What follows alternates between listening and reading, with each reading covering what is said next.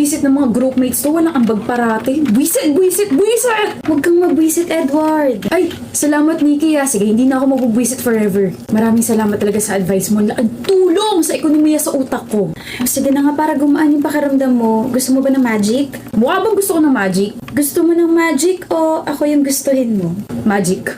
Bilis ka usap. May 5 ka ba dyan? 5 kurot sa anit mo. Gusto mo? Sa akin pa talaga manggagaling yung props mo. Eto! Ready ka na?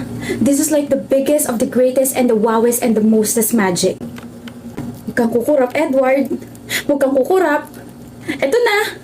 Eto na! Di ko ni mapufall ka sa gagawin ko eh. Ano, may chance na ba ako? Meron. Meron! May chance na ako para hindi ka kausapin buong school year. Di ko man. Peke yung napanood ko. Edward, may tanong ako. Ano yun? Bakit lagi ka nakasimangot? Ikaw ba naman makikita ko araw-araw? Malamang sisimangot talaga ako. Ganito lang talaga itsura ko. Ganyan nga lang talaga. Ganyan na ganyan yung itsura ng crush ko. Mukha kalokohan, alam mo ba yun? Alam mo, try mo lang ngumiti. Try lang, okay? Baka sakaling ma-fall na ako sa'yo. Dami mong alam, dun ka na nga! Gusto mo? Ng ano na naman, ng kiss, ng hug, ikaw. Alam ko na yung mga banat mo. Pagkain, tangi. Alam mo kung hindi lang kita crush, na-turn off na ako sa'yo. Ako naman, matagal na ako na-turn off sa'yo. Gusto mo i-turn on natin? Huh? Wait, kainin ko lang to.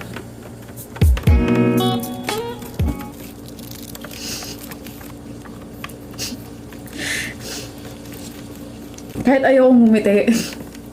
Busit ka, Nikki. O, try mo rin. Utot mo, di mo ako mauuto. Na-turn on ka na ba? Effective. Nikki!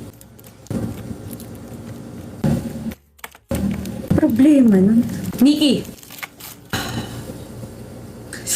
Hindi niya talaga ako kayo nakakausap, ha?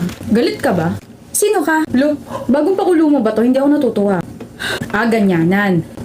Nikki! Ano? 1 week mo na ako hindi kinakausap. 1 week and 2 days. 1 week or 1 week and 2 days or whatever. Galit ka ba? Ha? Kahit magkagrupo tayo sa isang group project, hindi mo ako pinapansin. Kahit mga chats ko, hindi mo ako nire-reply. Lahat sila pinapansin mo, tapos ako hindi. Nire-respeto lang kita, Edward. Respeto? Edward, nire-respeto lang kita, pati na rin yung girlfriend mo. Kung alam ko lang, di sana hindi na ako nagpapakit sa'yo para lang akong tanga. Nasayang lang din yung mga banat ko. Sana nag-video na lang ako sa TikTok tapos ginawa yung ganon. Eh di sana trending na ako ngayon. Anyway, thank you for everything, Edward. Pinakalig mo ako gamit ang iyong muka, sandaling tawa at ngiti, tapos yung mapanuri mong mga mata. Lalayo na ako sa'yo. Long live, stay strong, and happy good life insurance. Anong girlfriend? Baliw ka, masamang tinatanggi ang girlfriend. Anong girlfriend? Wala akong girlfriend, Nikki. Weh. Paano mo nasabing may girlfriend ako? Eh last week kasi habang nagko-quiz tayo, bigla-bigla ka nalang umingit at saka tumatawa. Ganun kaya kapag may girlfriend na.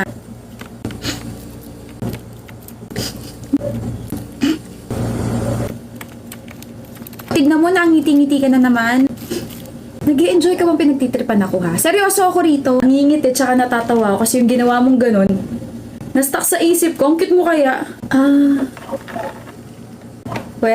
Buisit na yan. Next time, just ask me. Ayoko ma-misunderstood mo ako. Tsaka itatak mo sa isip mo na single ako. Okay, pero ikaw ha, sinabi mo talaga single ka. Pinapahiwatig mo ba na magiging taken ka lang kapag sinagot na kita? Di pa nga kita nililigawan. Uy, may balak. Meron talaga.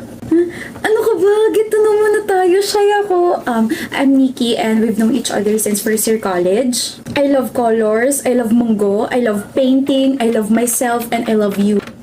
Wait, ano to? Ano? Wala na. Sige, ligawan mo na ako. Tara, date after class. It's a yes! Asan yung sing-sing, Edward? Nasa anit mo, nagkakape. Dun ka na nga.